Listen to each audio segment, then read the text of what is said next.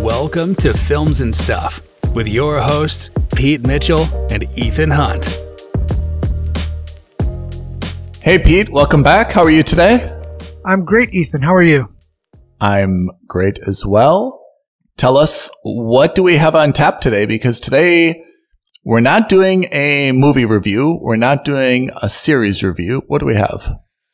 So today, you guys can't see this, but both of us, we're in our very professional suits. We've got our ties on. We are going to be presenting to you with 2021's year-ending numbers for the movies and shows that we watched, and the 2022 quarter one ending numbers, as well as our forecast for the year. So Pete and I really geeked out actually over these spreadsheets. And how many names do we have on? I've got it open. I can count quickly, but how many names do we have that we've actually watched and reviewed in 2021? Oh, I'm looking at 2022. Let's look at 2021. We've got 29 30? Shows. 29 titles, right? Yeah. 29 titles, 18 films. And that would mean 11 shows, huh? That's right. That we saw, and let's caveat this by saying that both of us saw. Yes. Right? There were also episodes and shows that correct. Only Ethan saw. There were only some shows and movies that I saw. So yep. We're only going to be talking about the shows that we saw jointly. We should also add another caveat, which is this only started, I guess, in the late part of 2021, right? I mean, when Films and Stuff first launched, right? So I don't think we have anything. I don't think we kept track of anything that we saw prior to October, for example. Did we? No, we do, but we just remembered them. There's a couple of movies here and there, but we just remembered them, right? That we saw them, and so we gave the scores. Yeah. So the way we've looked at it is we've broken it down by the movies and by the shows we've watched. We've assigned a point score for each one of our different rankings. So if it's a movie, the three rankings we have are: you must go to the cinema to watch, that's 5 points; or you wait for it to hit a streaming platform, that's 3 points; or skip it, that's 1 point. Yep.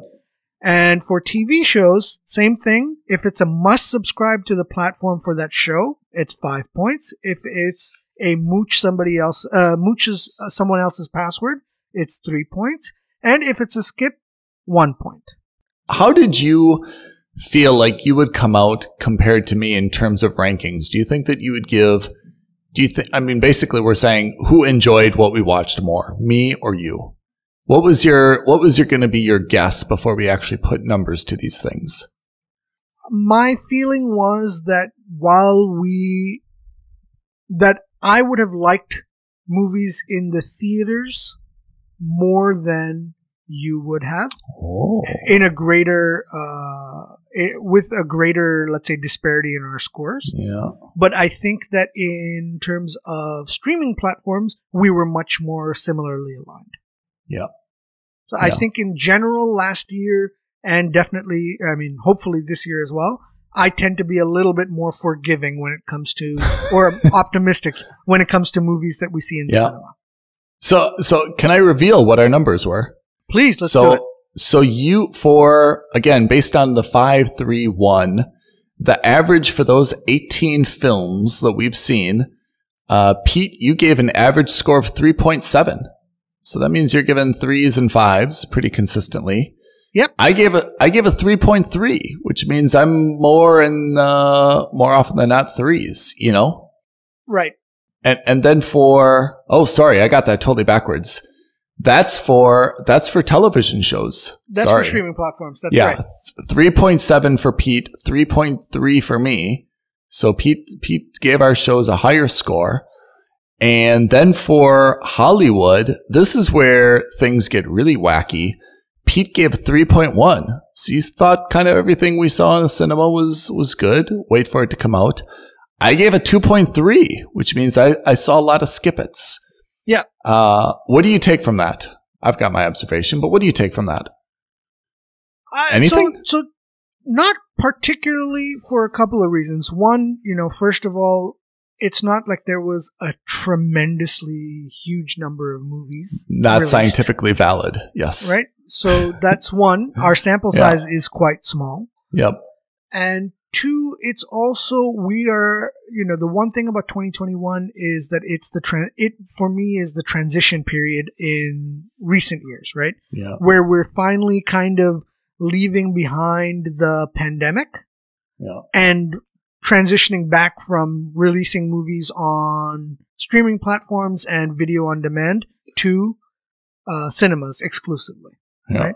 So, and let's give a little bit more color. The way we did this was that if a movie came out in the cinema first before it hit a streaming platform, we consider that movie a quote unquote Hollywood movie, and we don't count that towards a movie that was that goes towards the streaming platform. That's right. However, there were a couple of streaming platforms that also released movies. So, for example, Black Widow last year came out on Disney Plus. It was supposed to be a theatrical release, but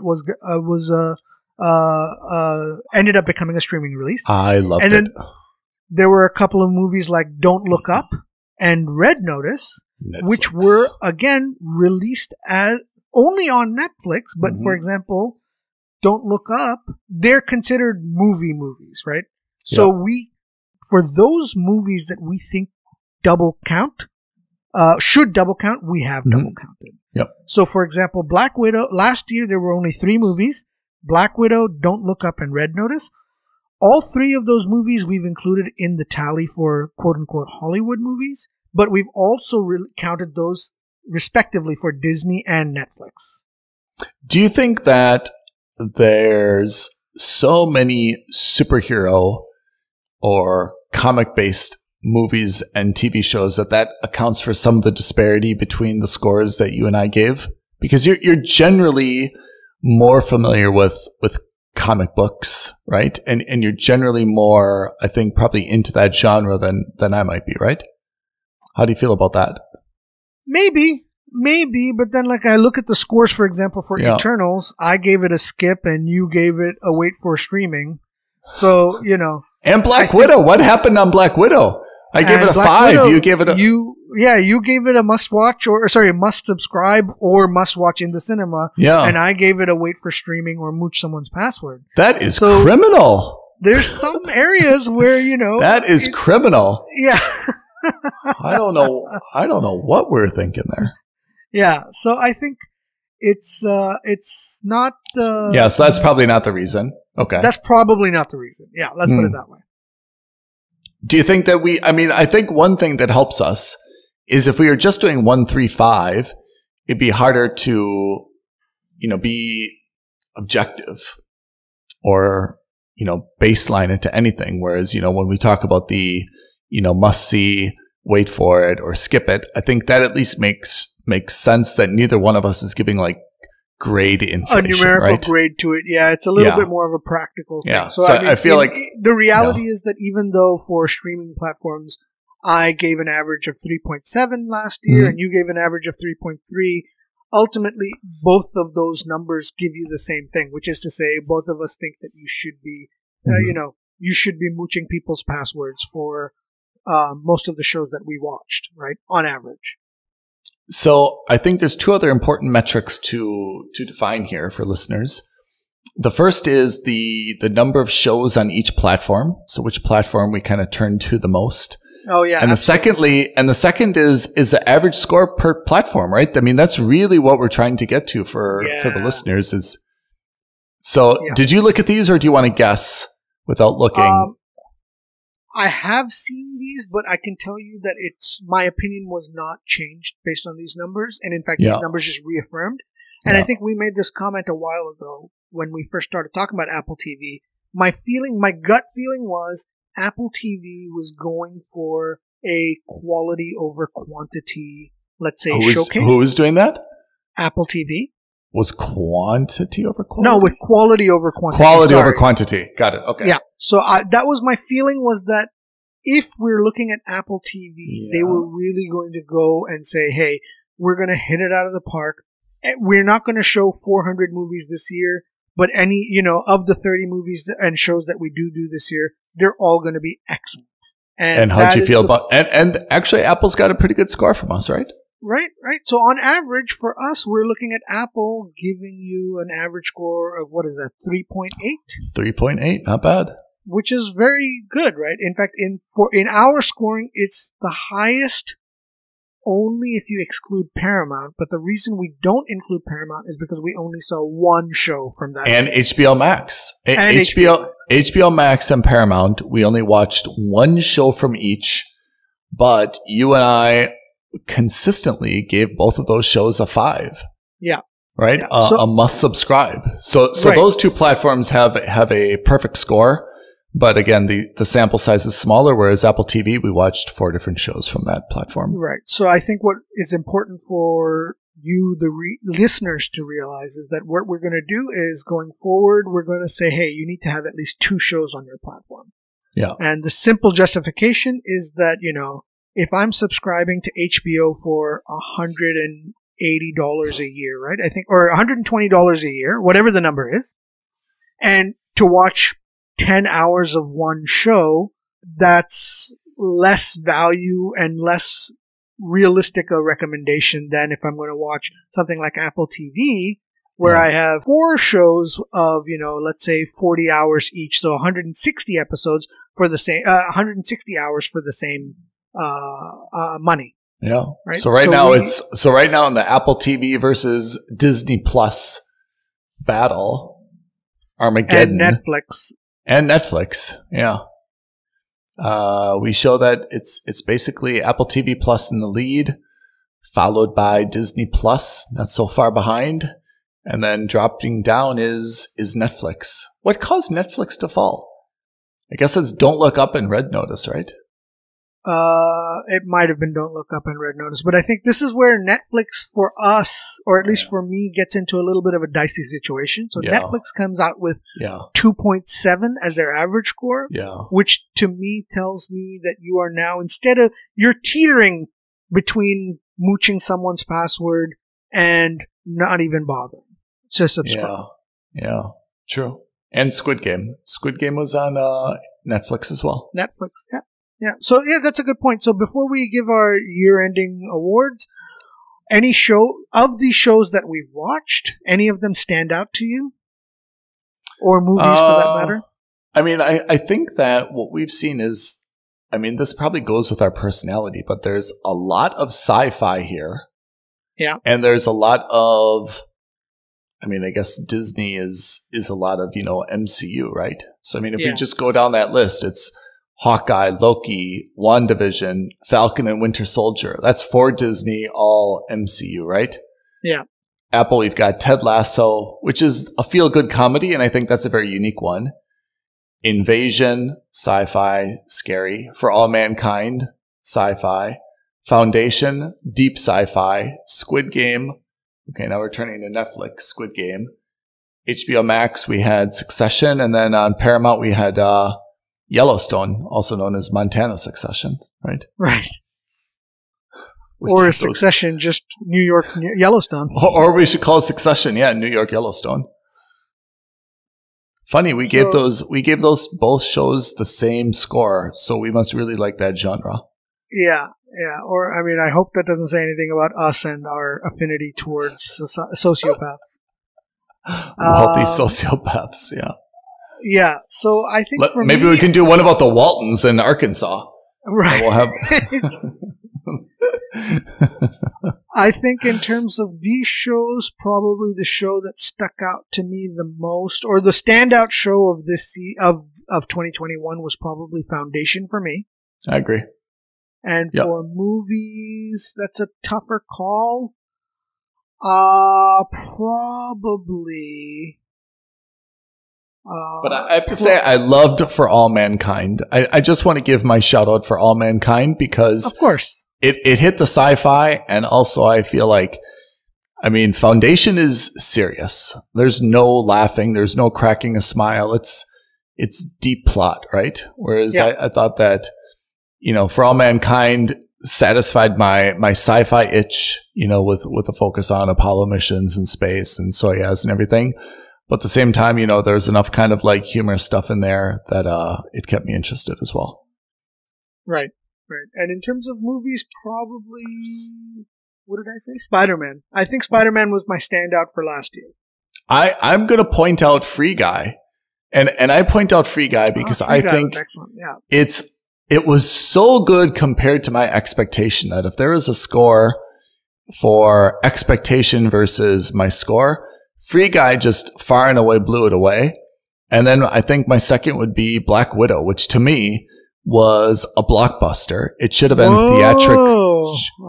been theatrically released. It wasn't.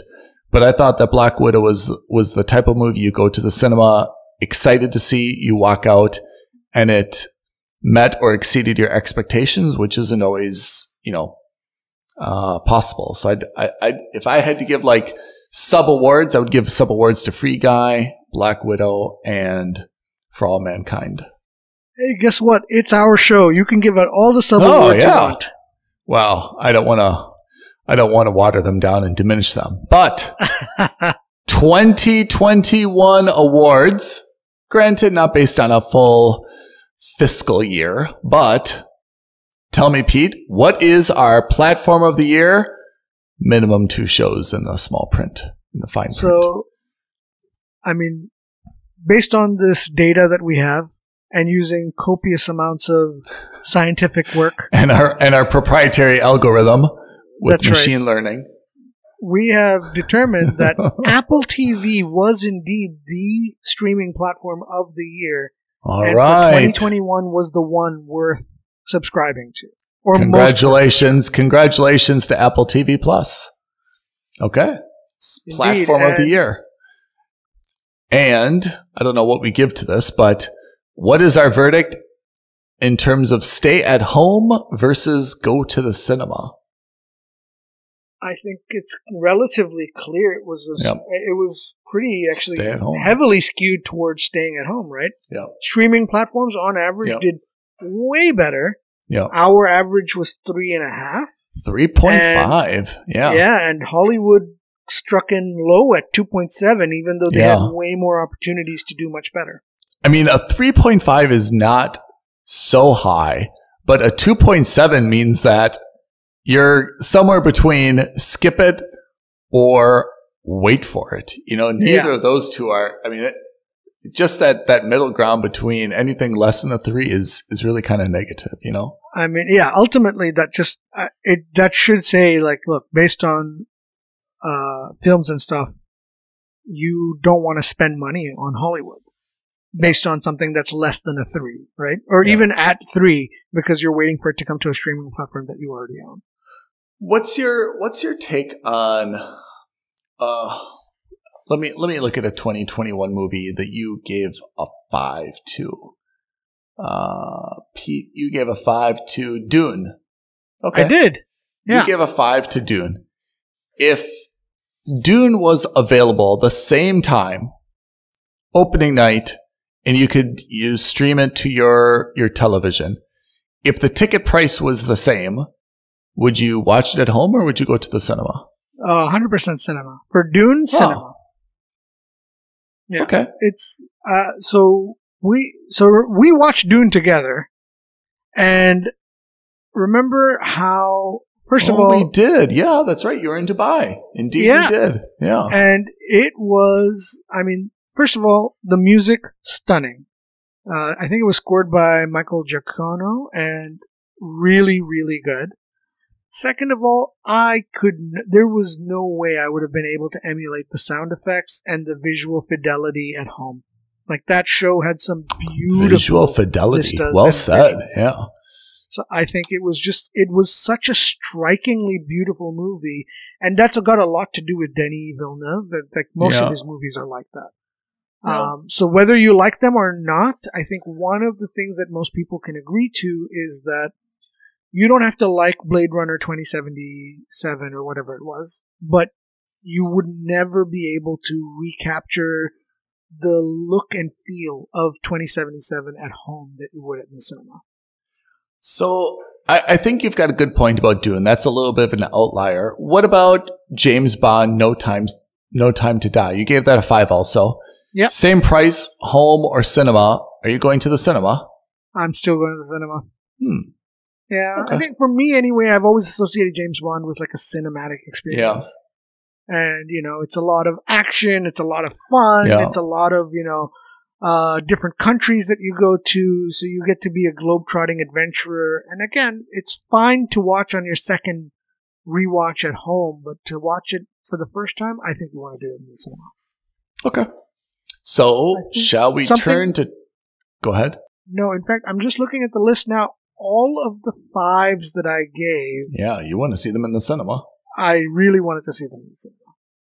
Is it correct that apart from the Netflix and Disney Plus movies, all the other ones you actually saw in the cinema, right? Kingsman, Venom, Free Guy, Suicide Squad, F9, Hitman, all those you actually did see in the cinema, right?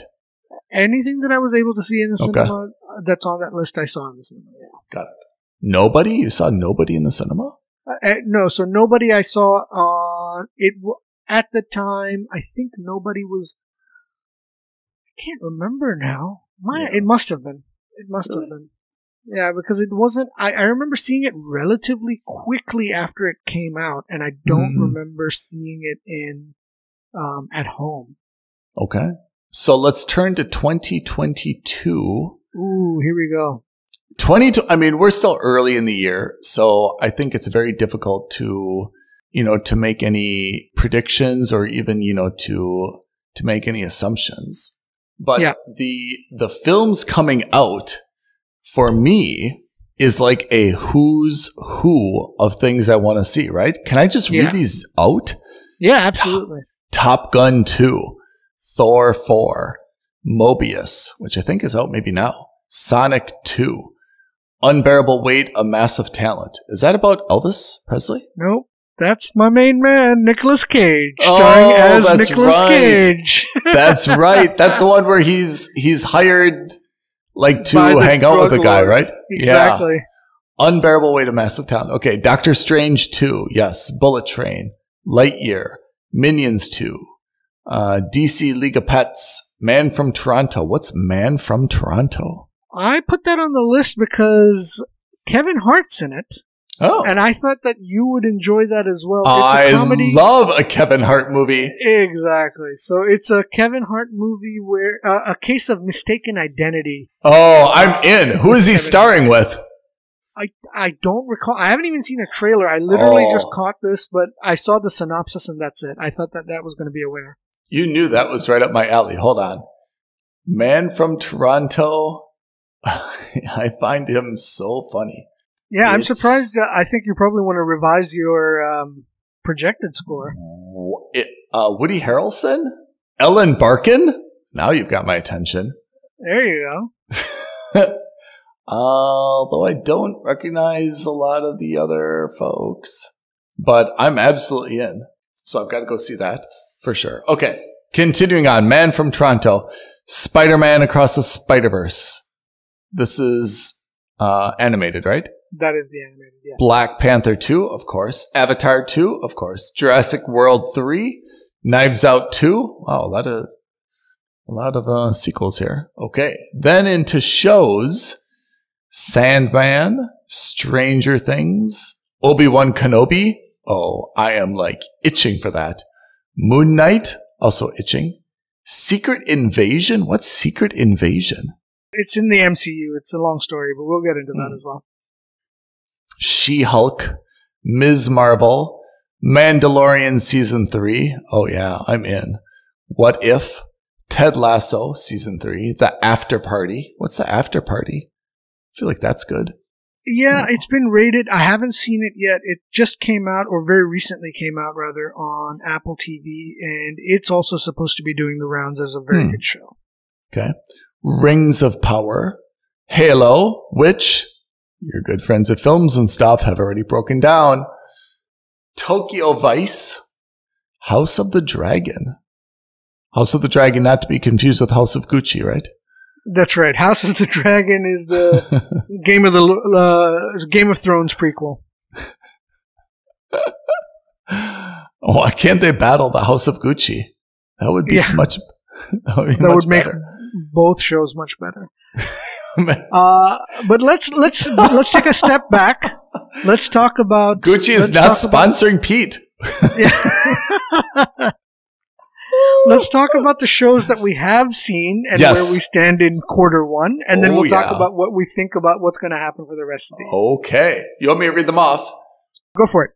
In 2022, the films we have seen and reviewed are The 355, Moonfall, Uncharted, The Batman, The Atom Project.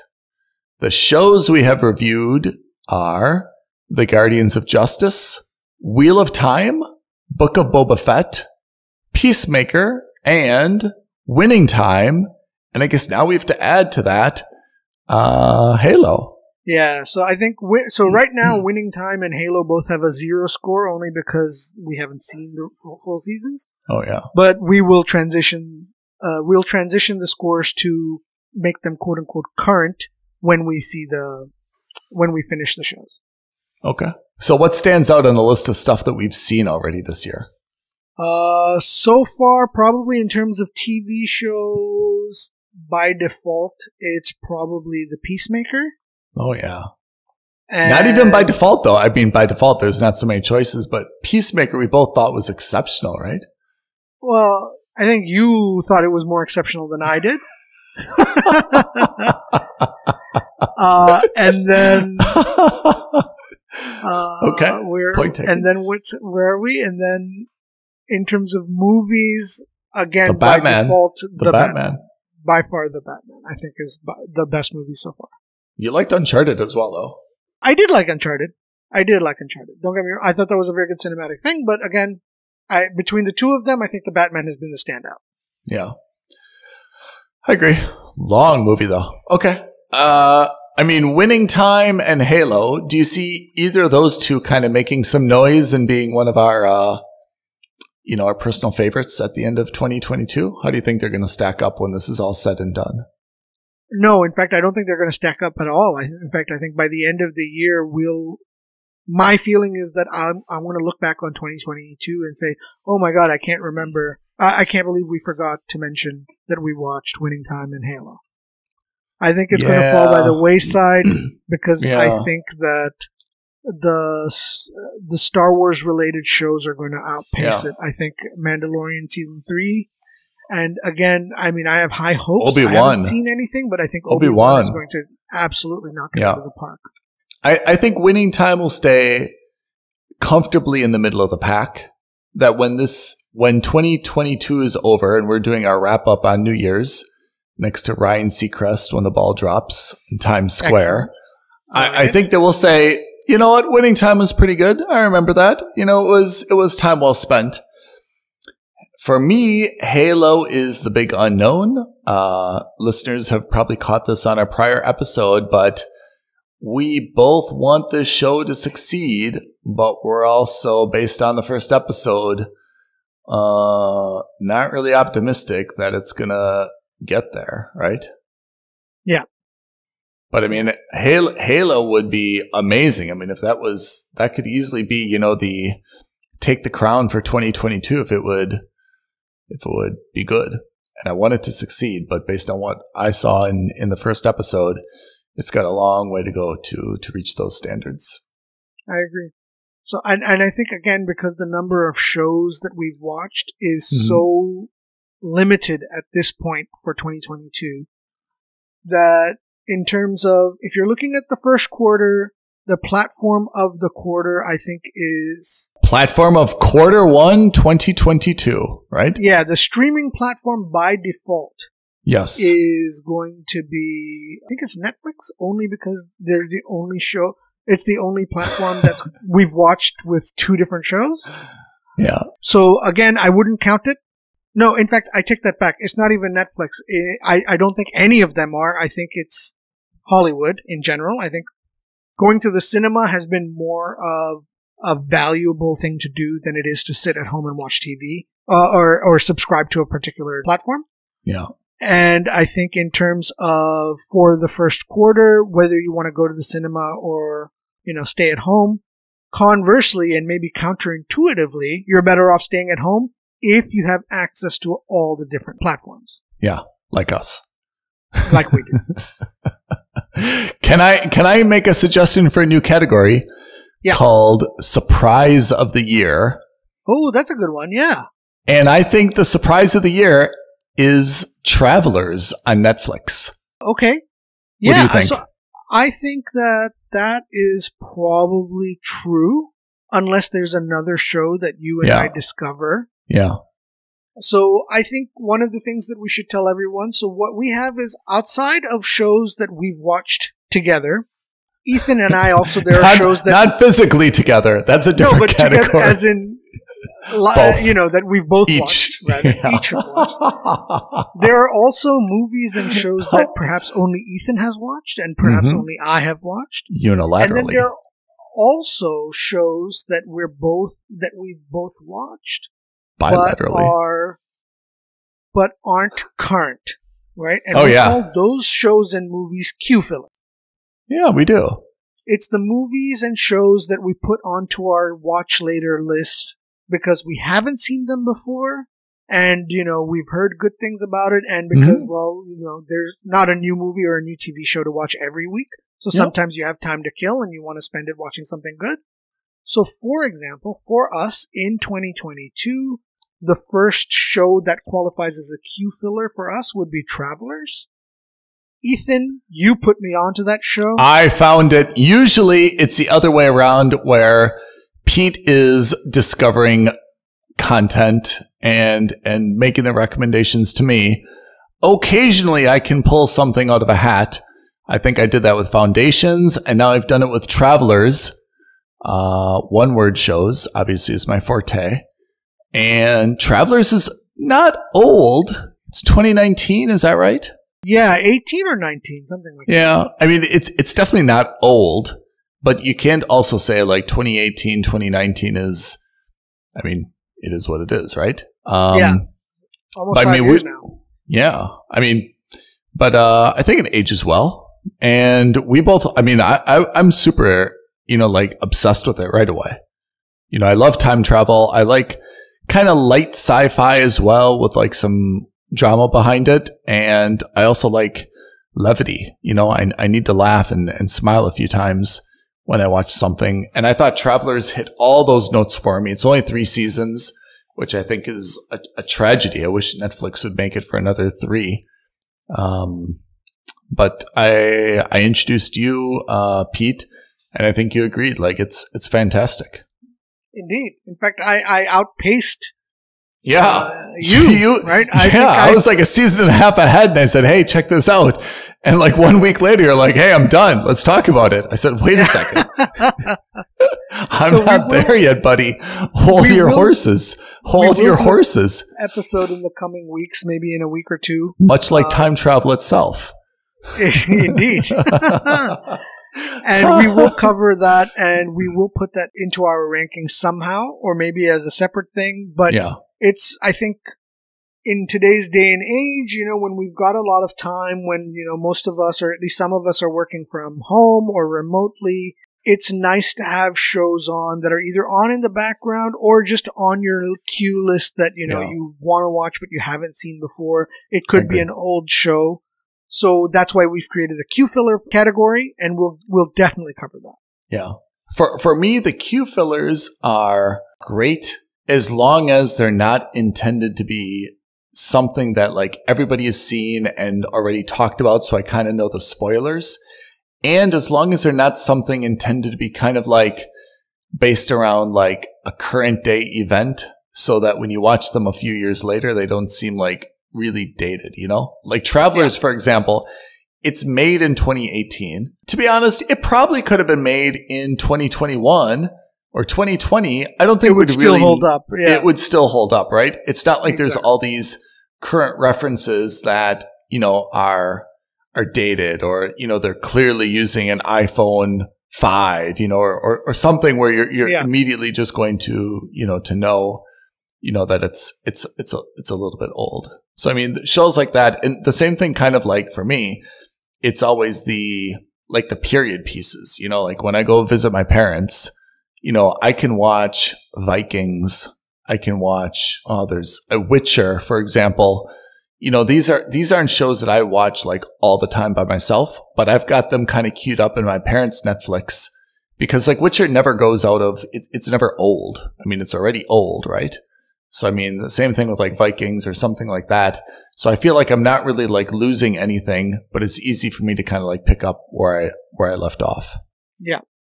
Yeah. And especially with any time travel show, all the more reason you can kind of watch it anytime because it's almost irrelevant, right? Yeah. So what are you thinking are going to be some of the trends that we see in 2022? I mean, we've got some good data from 2021. We've already got some trends that are developing for 2022. Do you think this is going to be another stay-at-home or cinema year? I think based on just the movies that we have put on our watch list, which is by no means comprehensive, right? There must be movies and shows that we've missed out on. In fact, I know there are.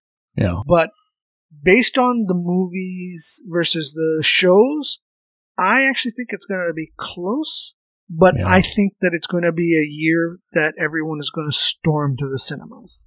I think cinemas are going to come back in a big way this year. I agree. Just looking at this, Top Gun 2, Thor 4, Mobius, Doctor Strange 2, okay, Lightyear and Minions for the kids, Black Panther 2, Avatar 2, I'm not sure about Jurassic World 3. Those are 6 or 7 films that are almost kind of must see if you're into that world, Yeah. I think the only downside is if I'm looking at Black Panther 2, okay, Spider-Man Across the Spider-Verse, Doctor Strange 2, Thor, Mobius, those are all kind of the same franchise. Right. So if there starts to be a little bit of fatigue from that, for example, me and you, we'll see all of those. Yeah. For some folks, they're like, hey, I saw Black Panther 2. Next month, do I really want to go with my boyfriend and see Doctor Strange 2? Or do I really want to go with Pete or Ethan and go see Thor 4? Man, like I've just kind of seen this thing, So I think for you and me and the tens of millions like us, absolutely those are must-sees. For some other folks, I can see where there's a little bit of like, yeah, there's definitely potential. Fatigue, where they're like, look, if I'm going out, I don't go to the cinema every week like you guys do. If I'm going once a month, am I really spending that on the same movie, that I just saw? Or am I interested in going to see Man from Toronto instead? Or do I want to see whatever Bullet Train is, or Unbearable Weight of Massive Talent, or, like Knives Out 2, something different, because I've just overwhelmed with, the Marvel stuff. What's interesting is you raised a really interesting point that I didn't even notice until now, but 11 out of these 16 movies on our list to watch are sequels. Yeah, that's a little bit biased because we're putting that together, right? So I mean, no, of course, but I'm still. But having said that, it's not out of the realm of crazy, right? Like people are going to be watching these movies in the theater. I mean, what's your excitement for Jurassic World 3? Me personally, not at all. Yeah, I have none. But that's because I haven't been interested in you gave it a 3. You gave it a 3, however, I'd point out. Yeah, because I think Jurassic World is like Jurassic Park. You can't not see it, right? I give it a 1 because, to be honest, I'm a little bit. I never thought this after seeing the first one, right? 25, 50 years ago, whatever. But like, I'm not sure what else I'm gonna get out of the dinosaurs. They're gonna. I know what's gonna happen. They're gonna escape. We're gonna hunt them. Couple stupid people are gonna get eaten. Eventually, we'll corral them up, right? Like, I'm kind of. I mean, I want to see Chris Pratt do, funny Chris Pratt things. I'm sure which is why I gave it a 3. I'm sure there'll be someone very beautiful in it, but just in terms of like the whole saga of more dinosaurs, like, come on, guys, like, let's put some better electric gates on this island, right? Yeah. Every 18 months, your gates are going down. Yeah. I mean, who keeps Where's giving Newman? these guys Newman? hazard Where's insurance? Newman? Yeah. Who keeps insuring these guys? I don't know. So, yeah. So of these, I think my feeling is that cinema is going to be the way to go. I think people are going to want to go see these movies in the theater. I think that's a little bit of A, the movies coming out are going to warrant that. And B, I think it's also just like, all right, we've all been stuck at home for the last 3 years. I really need to go out and see a movie in the theater versus sitting at home. I think there's that. I still think, however, that streaming platforms are going to put up a good show. Yeah. And based on what we've seen or what we're looking at, I'm hopeful that the quality of both Hollywood and streaming platforms goes up, right? Yeah. But, and here's the thing though, when you look at our spreadsheet, when you look at all the shows together, it looks pretty substantial compared to the cinema, right? But again, you and I are outliers. Not everybody has Netflix, Disney Plus, Apple TV Plus, Amazon Prime, Paramount Plus, and HBO Max. I mean, there's just not that many psychopaths in the world that have those. I bet there's a bunch of people that have 2 and their sister's password for a 3rd, but not all. So when you start to do that, you know, I guess it becomes like a little bit more compelling why some of that cinema stuff is going to be so great, because you just may run out of great content if you've got any 1 or 2 of those platforms, right? Yeah. Yeah. And you're absolutely right. I think it's, you know, if you look at all the different platforms out there, plus the niche ones, I mean, just these main platforms, you're looking at, you know, 1, 2, 3, 4, 5, 6 different platforms. You're probably looking at anywhere from $60 to $150 a month. Yeah. Right? Which, you know, at that point, you are no different than your regular cable provider. Right? I mean, in the era of cord cutting, are we really cutting cords when you're spending the same amount of money either way? We are not. We are definitely hot take. We are not. Yeah. Yeah, exactly. Exactly. Yeah. And that's one of the things I find. I mean, you know, there's also, these are just the streaming services that we're talking about. You know, there's also Peacock, right? The NBC one. That's there's right. also AMC, right? You know, we talked about this before with La Fortuna, with, who's that guy? Yep. Tucci. Stanley Tucci. The Tucci. And I said, look, sorry, AMC. Even I have my limit as to how many streaming platforms I need, if only because my password management has reached its limit. You know, like I don't think I need AMC. So, I mean, I have to say, like, I don't know who AMC thinks they are, that they're gonna get another subscription out of this. But if you're getting AMC, chances are you don't have a lot of this other stuff where you really like the Tooch. Yeah, which is really interesting, but I think it's just this wave, right? So, interestingly enough, there's a show in the UK called Taskmaster. Okay? And it's like a celebrity game show where, you know, these 5 celebrities compete to do certain, you know, ridiculous tasks, and the winner is crowned at the end of the season, blah, blah, blah. Not a big deal. And it's very successful in the UK and has been syndicated to like other territories. They had 1 season in the US.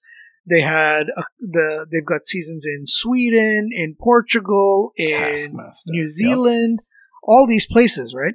And all of them have been localized. And so now the show has become so successful, or maybe not so successful, but successful enough that they're actually the first show that's launching a streaming platform only for the show. What?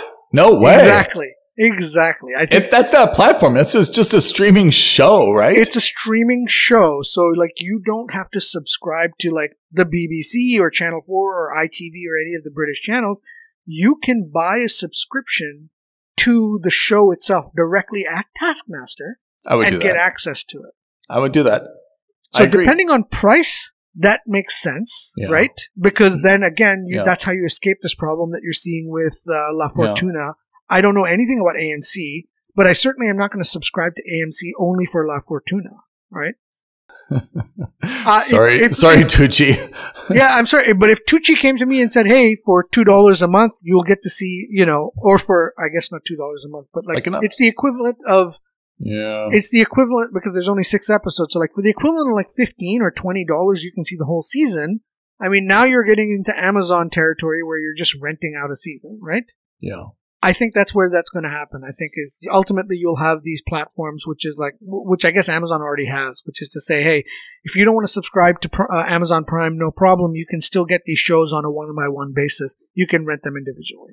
Yeah, it's never really cost effective though, right? I mean, you should just go all in. You should just get the all access pass, because I mean, I've done the same thing where I see a show, I'm like, $29 for the show. Like, maybe Amazon Prime is $100. I might as well just do yeah. that. Yeah, exactly. Like, maybe that's worth it, but like considering how much other content, and that's one of my problems with La Fortuna on AMC. I saw the pilot for free. It looks like a pretty good show. I have to say, I think I'd be into it, and I think I'd give it a good score.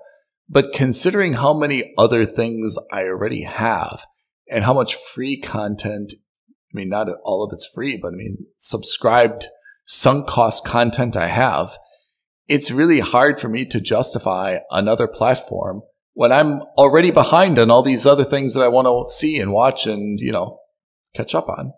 Exactly. So I think you should bundle with someone, AMC. Bundle, and then I'm in. Because I want to see the show. Yeah. But not that bad. Not but I want to see it, but not enough to pay for it. So Ethan, tell me, what of these movies or shows, what's your most anticipated one? Top Gun 2. Top Gun 2, which is scaring me. Because like now my expectation and my enthusiasm is like so high because it's been teasing me for 2 years, and I've watched that trailer like 28 times. Now my expectations are so high that I'm worried I'm going to go and like I'm just going to be disappointed. Disappointed that, Maverick's not the same, and I'm missing Goose, and there's no Iceman, and where's Hollywood, and where's Sundowner, and where's Viper, and where's Jester, and where's right? All my call signs. I feel like I'm going to be disappointed. So I'm going to take Top Gun 2 out, even though I want to see that. Then I'll go Doctor Strange 2. And I mean, just like in basketball where there's like a can't miss prospect, I would say for me, I'd be really, really surprised if Doctor Strange falls flat. I think that's going to be, first of all, I think Doctor Strange himself, Benedict Cumberbatch, right? Like, he's super funny and he plays that role so well. There's so many other things going on in that universe, especially after how Spider-Man ended. I feel DS2 is going to be like pretty amazing. Yeah. So rumors abound. So apparently Patrick Stewart is in the movie as Professor X. Patrick Stewart? Yeah. Is coming back to play as Professor X from the X-Men in Doctor Strange 2. Picard? Yeah. And are you please tell me you're sitting down because I have some I am sitting down. I am sitting down. Guess who else might be making a cameo in Doctor Strange 2? Nicolas Cage. No, although that would be, I mean, that would make it instantly you just the erupt. I will not go to any movie with you because I just don't want to see you like blowing kisses to Nicolas Cage on stage. Okay, tell me, what is this news? Who is it? I have heard that it is going to be none other than Ryan Reynolds' Deadpool in Doctor Strange 2. No way. No way. There are rumors that because he was seen on set with Patrick Stewart, and everyone was like, oh, well, he was just like, well, it's just a coincidence. We were walking through. And then Patrick Stewart came out and said, actually, I make a cameo appearance in Doctor Strange 2. And this could be a huge double bluff, right? It could be him telling us to throw us off the scent, but I don't know. I don't know. So there's rumors abound that Deadpool's going to be in Doctor Strange 2. Wow. That would be amazing. I mean, where are we on X-Men? Maybe we need a separate breakdown one day about the X-Men franchise and like what's happening here, huh? Yeah. So I think that's why we don't know anything yet, and this is why I think the next couple of months is going to be so. I'm going to be on the edge of my seat. Can we get a countdown? Should we get like a countdown, ticker on our website? On the website, yeah. Seconds until you can see Doctor Strange 2. Yeah. I feel like that's what it should be, because I feel like this is going to be amazing. And after you told me about this Kevin Hart movie, Man from Toronto, if it was Kevin Hart and The Rock, I would be like camping out now in front of whatever cinema is going to show it first. I know those two have done a lot of collaborations together, so maybe there's no new ground for them to cover, but they really feel, they really, I think, play off each other well. I don't know. I'm looking forward to almost all of these movies. I think you can see my score is high. My score for Hollywood is high. It's 3.9. Oh, yeah. Right? So, which is not insignificant. That means there are very few movies that I want to skip. Yeah. And in fact, most of them I want to see, whether it's in the theater or not, I still want to see them. So, what is, when is Obi-Wan coming out? So Moon Knight starts this week. Oh. It actually, based on at the time of recording, it comes out next week, but by the time the listeners hear this, it should have already started. And I think that that's a very technically accurate answer, but I'm just kind of laughing because it even confused me. Like, when is it coming out? I think Obi-Wan is going to come out after Moon Knight, which would mean that it comes out. So if this is April, May, so it'll come out sometime in June. Whoa. Right, which means Obi-Wan's going to be competing with The Boys. Oh, The Boys are so good. Which, for example, is one of the shows that I forgot to put on here, but yes. I mean, when you look at those, and then we recall that first episode of Halo, it becomes even more meh, right? Yeah, exactly. Great armor, though. Great armor. I mean, actually, all the designs have been so far pretty much on point. I really like them. Yeah. I'm intrigued to see where they go with it. I can't wait. We should have a breakdown of The Boys as well. I'm not sure where else they go from here. I have to remind myself where season 2 ended. Oh, it was a politician, right? Yeah, it's the politician, and I think they're gonna make it look like what's his name, Huey? Yeah, Huey. He's gonna run, right? Or he's gonna work with the politician. I don't know. There was something. Yes, like that. Yes. Where's Homelander? I can't remember what happened to Homelander. I don't know, but his girlfriend got arrested and put in jail after she got decapitated. Yeah, that's true. Or not decapitated, but delimbed. Yeah, Homelander's son tore her apart, right? Yeah. Oh man, so that'll be interesting. Indeed, it will. Anyway, so this is our quarterly report. Yeah. So I mean, I think it's good. If anyone wants to message us, we're happy to give a copy of this. Is that correct? Yep, absolutely. Are you going to edit that out? What's your email address again? You can message it. You can email us at aloha@filmsandstuffpodcast.com. That's right. You can send us a message on Twitter, F&S Podcast. Or where else can they catch us? We're also on Instagram. I'm spending a lot of effort on this artwork for Twitter and Instagram, so please send me some positive feedback. We'll give you a spreadsheet in exchange. That seems fair. Perfect. I think that's a great trade-off. So it is a very good trade-off. Hot deal for a hot take. So those are our Q1 numbers. Let's see where this goes. I think we do this, again in 3 months, which is the end of June. And by that time, some of these things that are coming up, we will have seen.